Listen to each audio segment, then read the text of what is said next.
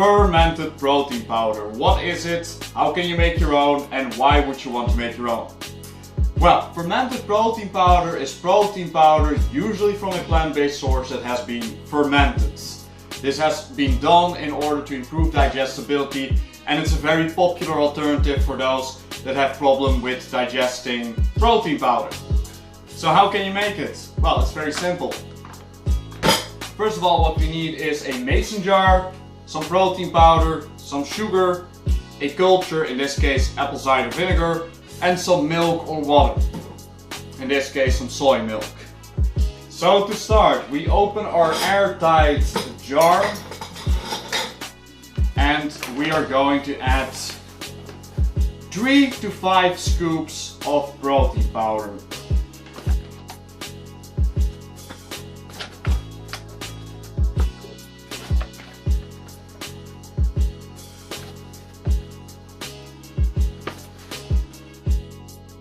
And that's 5. So close off your back.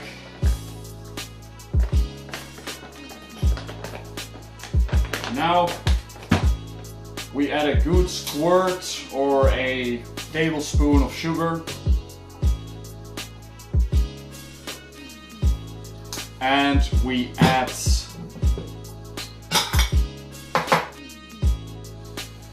3 tablespoons of vinegar. You don't want to add too much because that will actually cause a more aggressive culture, and it becomes a little bit over fermented. So, and now we add some milk.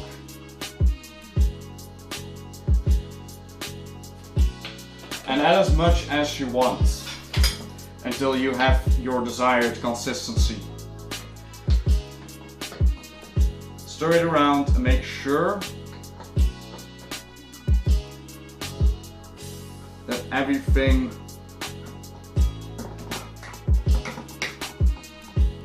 that the milk or the water gets everywhere. You don't want to have any dried pieces like here.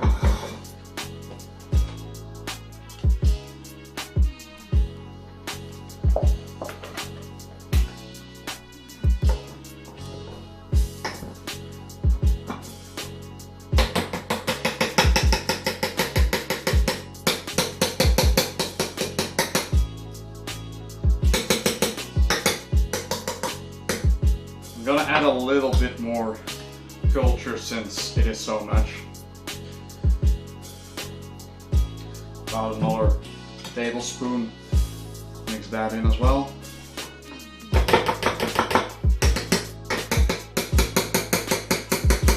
And I have chosen for a somewhat thick consistency again. It's up to you how thick you want it to be to turn out. This is how mine looks. So you close the lid and you put it on your counter and let it ferment for 2 to 3 days. Then you can store it in your fridge and it will stay good there for up to 2 weeks. But usually you want to finish it within a week. So why would you want to make your own? Well, it's very simple. First of all, fermented protein powder is pretty expensive.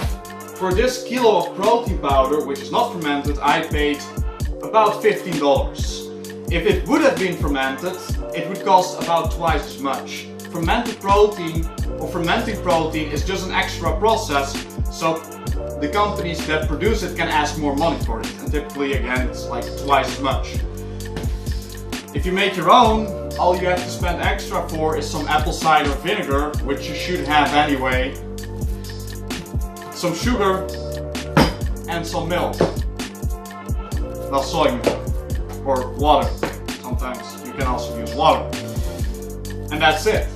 So second of all, a big benefit of these fermented protein powders would usually be that there is a live culture in it. It has been fermented, so it has a lot of probiotics, but that's not the case. If you buy fermented protein powder in store, that culture is dead already.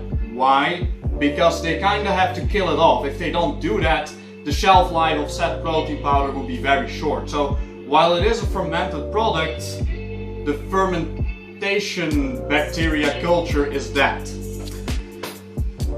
So here you have a well and alive culture that adds some more health benefits. Third of all, kind of a personal reason. If you're on a plant-based diet, you would usually not require protein supplementation. That's not the point that I try to make.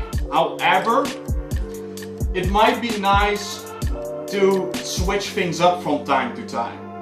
And while this protein powder has no added taste and therefore is just bland and it tastes like nothing, if you ferment it, it actually gets some taste. It starts to taste somewhat like a yogurt. In this case a pretty dry yogurt, but a yogurt. So it's a nice sour food to add in your diet. It gives you some more, it adds some more diversity to your diet. I mean, lentils and beans are great, but sometimes it's fun to switch things up. And this is an easy to digest way to add some more variety. So yeah, those are pretty much the biggest reasons. It's cost effective, it's healthier, and not to say that protein powder is a health food, but this is the better of the two evils, I guess. It's not really unhealthy necessarily either. And it tastes better. I thank you all for watching and see you all in the next video.